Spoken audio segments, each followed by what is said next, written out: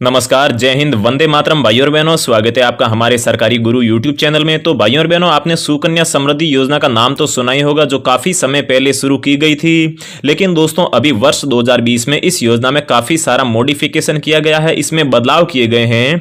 2020 में नए नियम लागू किए गए हैं, जो दोस्तों आपके फायदे के ही नियम हैं। अगर आप अभी सुकन्या समृद्धि योजना का फायदा उठा लेते हैं, अगर आपके घर में बेटी है और अगर आप अपनी बेटी से प्यार करते हैं, तो दोस्तों इस योजना के तहत आप यहां पर सिर्फ मात्र 250 रुपए इन्वेस्ट करके 74 लाख रुपए ले सकते हैं। जी हां भाइयों और बहनों, इस वीडियो में मैं आपको पूरी इंफॉर्मेशन दूंगा। मैं आपको अच्छे से समझाऊंगा कि किस प्रकार से आपकी ये योजना है, क्या क्या यहां पर आपके डॉक्यूमेंट्स चाहिए, साथ ही में दोस्तों किस प्रकार से आपको यहां पर आवेदन करना है, और यहां पर जो आपको पैसे हैं, जो आपको 74 लाख मैंने आपको बताया है, ये आपको कैसे मिलने वाले हैं, पूरी यहां पर मैं आपको कैलकुलेशन करके बताऊंगा। पूरा मैं आपको यहां पर चार्ट दिखाने वाला हूं। तो भाइयों और बहनों, अगर आप सही में अपनी बेटी से प्यार करते हैं और सुकन्या समृद्धि योजना का फायदा उठाना चाहते हैं, तो इस वीडियो को शुरू से लेकर लास्ट तक पूरा देखते रहिएगा।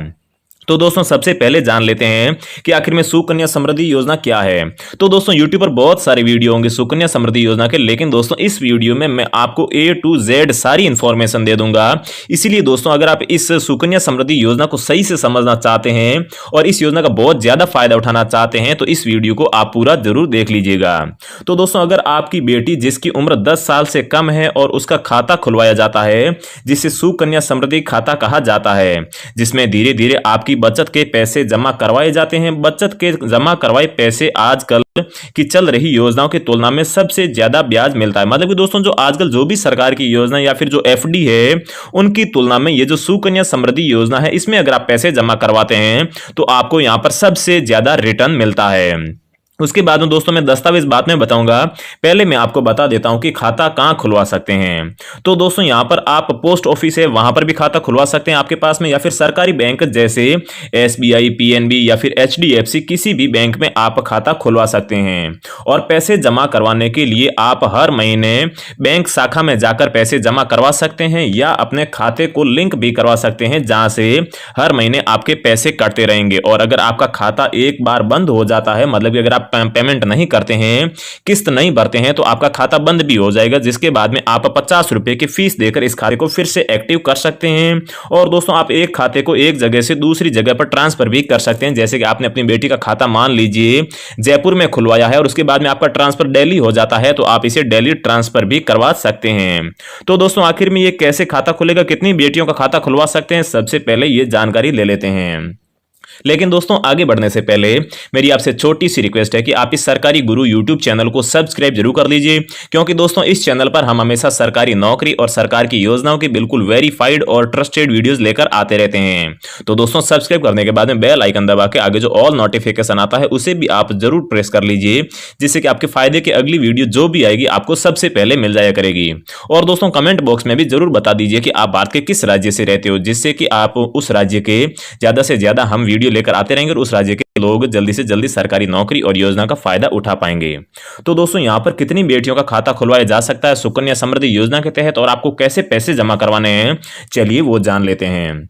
तो दोस्तों, इस योजना के तहत 2 बेटियों का खाता खुलवा सकते हैं, लेकिन जुड़वा होने की स्थिति में 3 बेटियों का खाता भी खुलवा सकते हैं। अगर आपके घर में 2 बेटी है, तो उनका तो आप खाता खुलवा ही सकते हैं, लेकिन अगर आपकी 2 बेटियां एक साथ जुड़वा पैदा हो चुकी है, तो 2 जुड़वा बेटियां प्लस एक तीसरी बेटी पैदा हुई है, उन तीनों का आप अकाउंट खुलवा सकते हैं, खाता खुलवा सकते हैं। और इस स्कीम के तहत आप जितने भी पैसा जमा करवाते हैं, उनका हर साल 31 मार्च को ब्याज जोड़ दिया जाता है। जैसे कि दोस्तों, यहां पर आप हर महीने 1000 रुपए जमा करवाते हैं। मैं आपको एक एग्जांपल के तौर पर बता रहा हूं, और यहां पर 2020 में कौन से नए नियम लागू हुए हैं वो भी मैं आपको बताने वाला हूं। तो दोस्तों, यहां पर अगर आप हर महीने 1000 रुपए जमा करवाते हैं, तो एक साल में आप यहां पर 12,000 रुपए जमा करवा देंगे। तो दोस्तों, यहां पर जो 12,000 रुपए का जो भी ब्याज होता है, वो यहां पर आपके 31 मार्च को जोड़ दिया जाता है, और फिर 12,000 रुपए प्लस जो आपका इंटरेस्ट मतलब ब्याज होता है, वो जोड़कर आगे आपका जो भी ब्याज की गणना होगी, वो इस जो आपके 12,000 रुपए हैं प्लस ब्याज है, इसके ऊपर आपके यहां पर गणना होगी। इसी के आधार पर मतलब कि चक्रवर्ती ब्याज लगातार जोड़ा जाता है, इसी के तहत आपको यहां पर इतने पैसे मिलते हैं। मतलब कि इतना ज़्यादा आपको इंटरेस्ट मिलता है।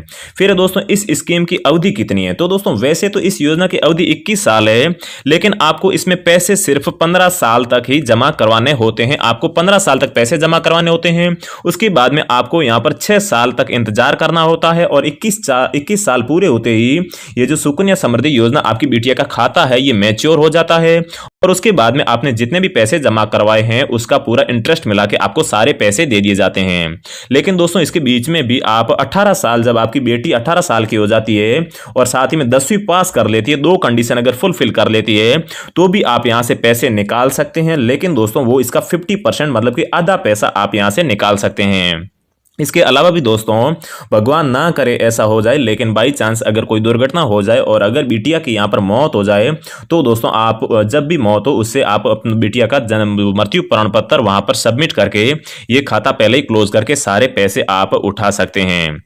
इसके बाद में दोस्तों आप देख सकते हैं ब्याज दर कितनी है। तो दोस्तों ब्याज दर आपको यहाँ पर सबसे ज्यादा मिलती है। आजकल जो भी FD होती है या फिर अदर जो भी चीज होती है उसमें कम मिलती है, लेकिन दोस्तों यहाँ पर ब्याज दर आपको 8.40% मिलती है। इस स्कीम के तहत जमा करवाए पैसे और मिलने वाले ब्याज पर आयकर विभाग 80C के तहत आपको कोई भी कर भी नहीं देना होगा। तो दोस्तों ये एक और बहुत ही बड़े फायदे का काम है कि इस योजना के तहत आपको जितने भी पैसे मिलते हैं, आप अगर 18 साल बेटी की शादी करना चाहते हैं या फिर पढ़ाई के समय निकालते हैं तो भी दोस्तों आपको वहां पर आयकर विभाग को एक भी रुपया नहीं देना होगा। और इसके अलावा जब आपके यहाँ पर 21 साल पूरे हो जाते हैं खाते को और अब जब खाता मैच्योर होने पर पूरी राशि आप बाहर निकालते हैं, मान लीजिए 74 लाख रुपए, तो दोस्तों उन 74 लाख रुपए पर भी आपको आयकर विभाग को एक भी रुपया टैक्स नहीं देना होता है। लेकिन दोस्तों जब भी वहीं अगर आप कभी भी FD में निवेश करते हैं तो 10,000 से ज्यादा अगर आपका मुनाफा हो जाता है तो दोस्तों आपको आयकर विभाग को आयकर भरना होता है। तो दोस्तों ये इसमें फायदा है, आपको FD की तरह या फिर किसी और स्कीम के तहत यहां पर आपको आयकर बिल्कुल भी नहीं देना होगा। इस स्कीम के तहत मिलने वाले सारे पैसे आपके आयकर मुक्त होते हैं।